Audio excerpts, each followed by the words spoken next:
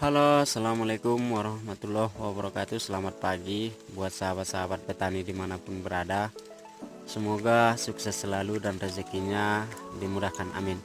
Baik, pada video kali ini saya akan membagikan tentang proses perawatan tanaman cabai saya setelah panen yang pertama, agar supaya tanaman cabai kita ini tetap tumbuh nyaman, subur, dan sehat, dan terpenuhi semua unsur hara yang dibutuhkan tanaman kita ini, sehingga lebih mudah merawatnya ke depannya dan terhindar dari serangan-serangan hama yang memungkinkan menyerang tanaman cabai kita ini, baik dia hama ulat, lalat buah, kemudian jamur.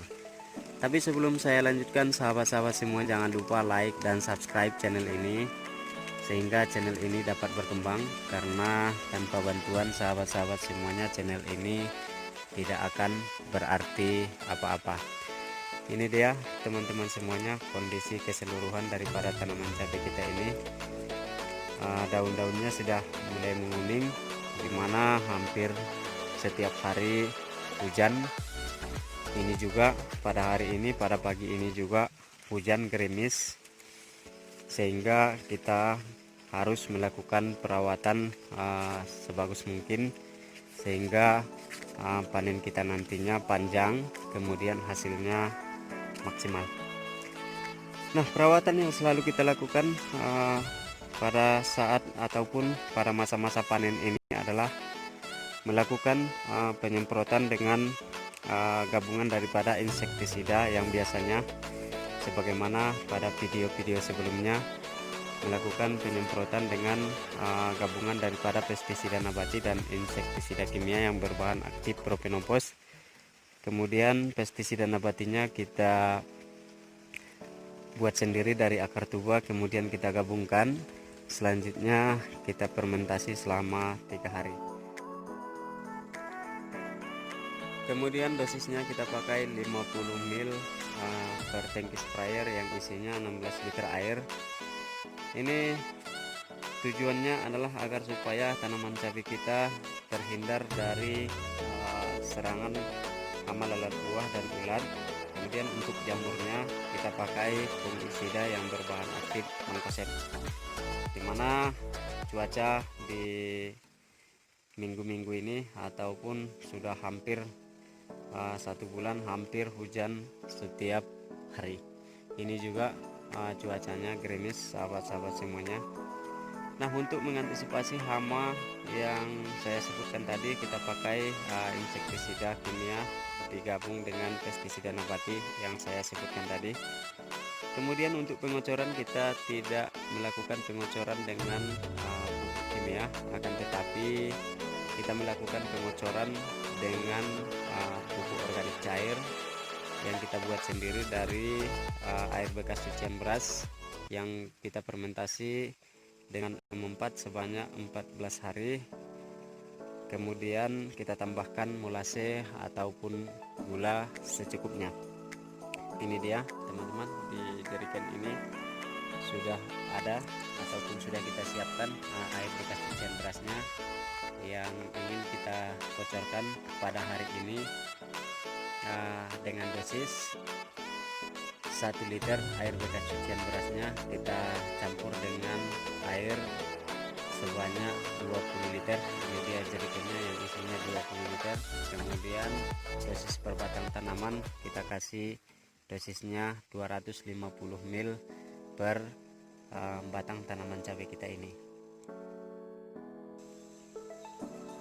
dimana tujuan kita melakukan pengocoran dengan air bekas cucian beras ini yang telah kita fermentasi dengan M4 dan molase ataupun gula, dimana di dalam air bekas cucian beras ini mengandung beberapa bakteri baik yang sangat dibutuhkan tanaman kita ini, sehingga bakteri baik yang terkandung di dalam air bekas cucian beras ini akan kita kembang biakkan melalui fermentasi dengan M4 dan molase ataupun gula.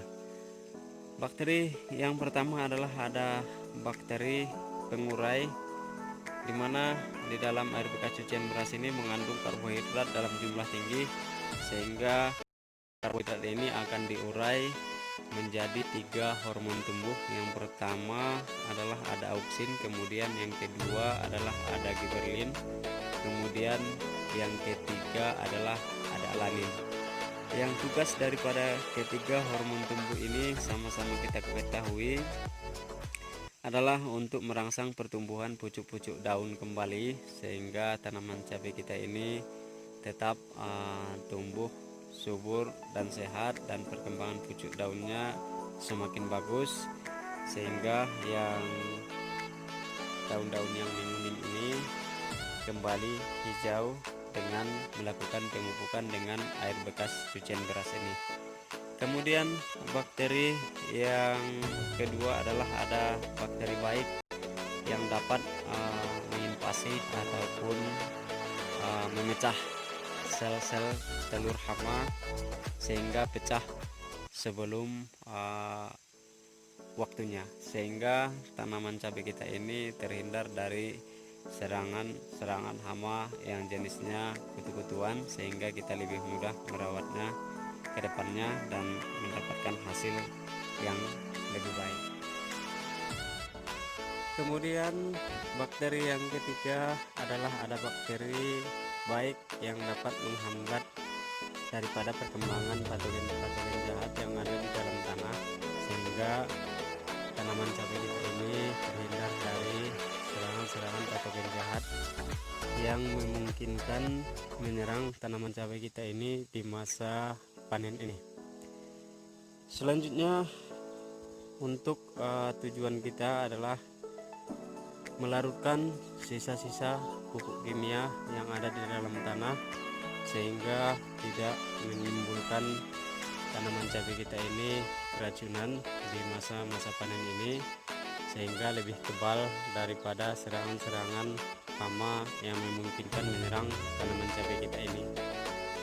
Selanjutnya sebagai kesimpulan daripada video ini adalah di masa awal panen kita selalu melakukan pembenahan tanah kembali, di mana apabila kita selalu melakukan pemupukan secara terus-menerus dengan pupuk kimia, tentunya teman-teman semuanya tanah akan menjadi masam dan tanaman cabai kita tidak tumbuh nyaman, kemudian tanaman cabai kita mudah terserang oleh hama.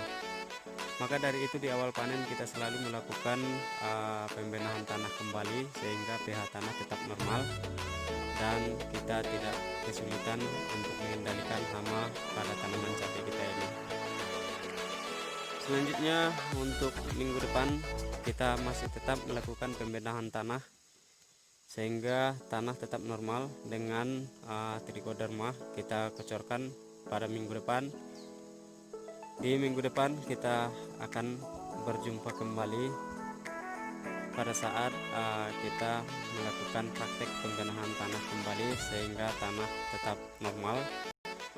Karena sehebat apapun kita merawat tanaman cabai dan sebagus apapun insektisida ataupun fungisida yang kita aplikasikan, kalau pH tanah tidak normal itu tidak akan berarti apa-apa sahabat-sahabat semuanya. Maka dari itu di awal panen kita harus melakukan pembenahan tanah kembali. Nah, itulah cara saya sahabat-sahabat semuanya untuk mengendalikan hama pada tanaman cabai di masa panen yang sederhana. Kemudian dari segi biaya juga sangat hemat sekali. Nah, untuk pagi ini kita akan melakukan penyemprotan yang pertama dengan insektisida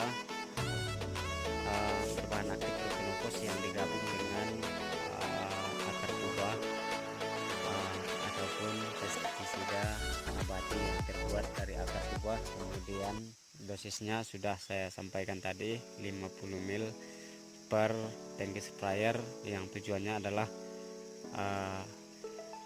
mengantisipasi ataupun mengatasi serangan daripada lalat buah dan ulat di masa-masa panen ini.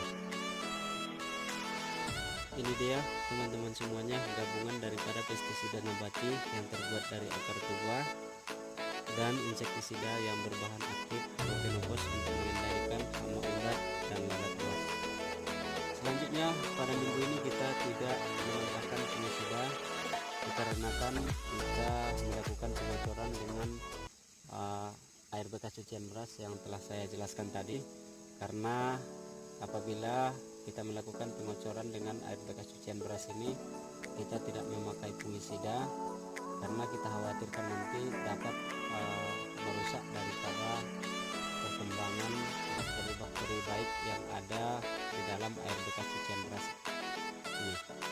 Nah, maka dari itu sahabat-sahabat semuanya, di minggu ini kita melakukan penyemprotan dengan insektisida saja, sehingga perkembangan daripada bakteri baik yang ada di dalam air bekas cucian beras ini berkembang biak dengan baik dan sempurna, sehingga tanaman cabai kita ini tumbuh subur dan sehat.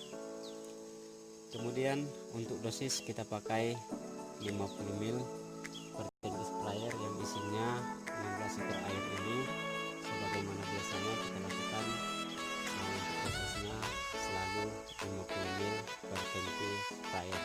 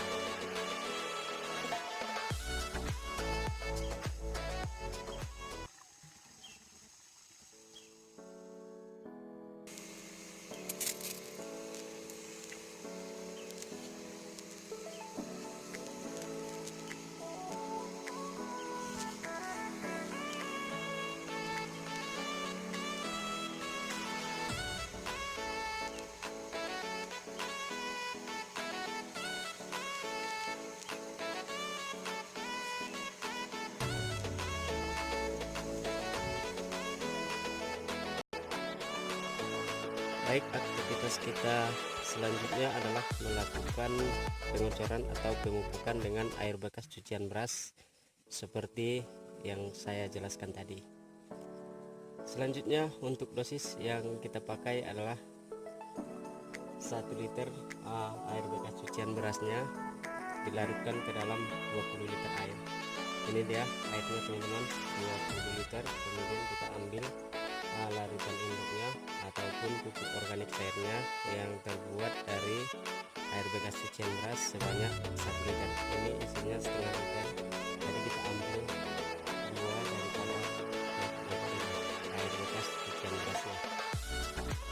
Kemudian untuk dosis per batang teman-teman semuanya, kita kasih 250 ml per batang tanaman, sebagaimana kita biasanya melakukan pemupukan pada tanaman cabai kita ini.